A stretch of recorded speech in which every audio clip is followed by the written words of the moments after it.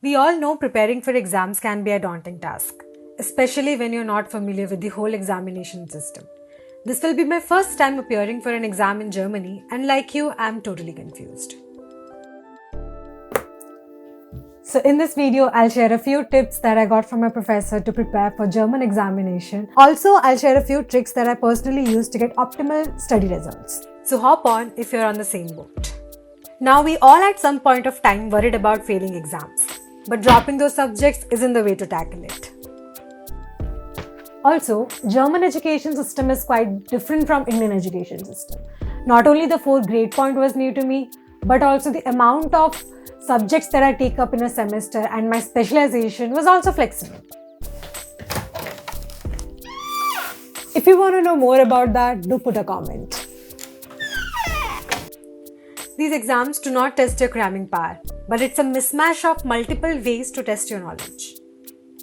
Exams in Germany do not have any fixed marks, neither do they have any fixed patterns. The exams basically occur via pen or paper or oral or sometimes through assignments as well. And this mostly depends on the number of students you have in your class. If the number of students is more, then it's through pen and paper. If it's less, it's via oral or assignments. Also, the exams can be open book or closed book depending on the professor. And the total marks is also dependent on him. Oh hi! So where was I? Talking about the types of questions that come during the exam, let me give you some examples. So one of my exams is open book and consists of 2 questions with an average of 17 to 18 marks each. And the professor of this particular subject has put strong emphasis on the fact that he solely wants to test the applicability of the things that he has taught during his class.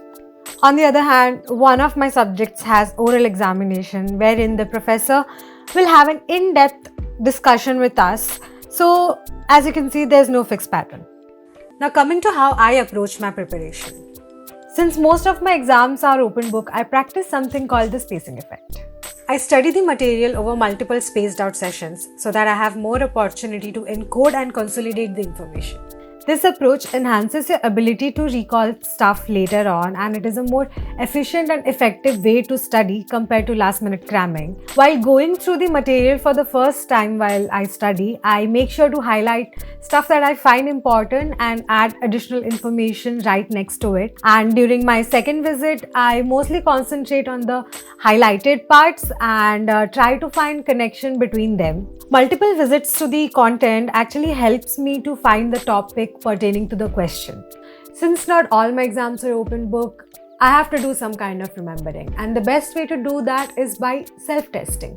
Research has demonstrated that actively recalling stuff from memory rather than just passively reading it again and again actually improves your retention power. This can be done through flashcards, puzzles, etc. But what I do is I remember the concept whenever I start resuming a particular subject. But aside from all that, I'm a big fan of taking naps in between studies, and to prove that it's beneficial, I did some research. During sleep, brain processes information learned during the waking hours. So it is really important to transfer those information from short-term to long-term memory. Lack of sufficient sleep can really impair your retention power, your attention span, and also your problem-solving skills. So pulling an all-nighter is never ideal. Now, all those mentioned methods has been personally practiced by me and has helped me till now to score good. But hopefully it'll also help me to crack this semester examination. Now do subscribe my channel to know if I passed all my subjects, and like this video, hit the bell icon. Thank you.